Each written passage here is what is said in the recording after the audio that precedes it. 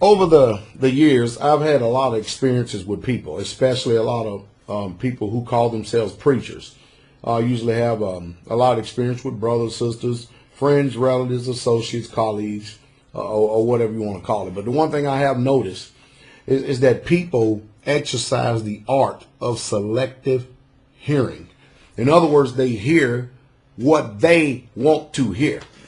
When you start to deal with super sensitive subjects, I don't care what it be, super sensitive subjects, most people will hear what you did not say.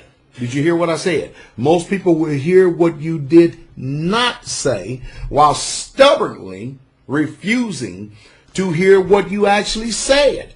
And they will actually judge you. And they will make critiques on you based on what you did not say, because they did not take heed to how that they heard or how that they should be hearing.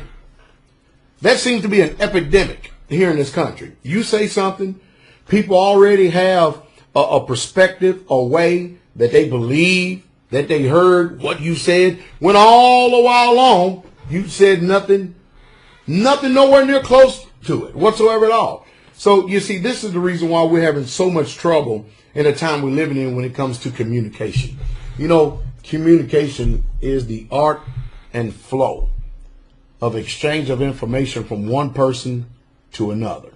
And if we're going to communicate, we're going to have to shut down our own personal prejudices, biases, ideas, theologies, whatever reservations we have, things we already have ingrained in our own subconscious and in our own hearts.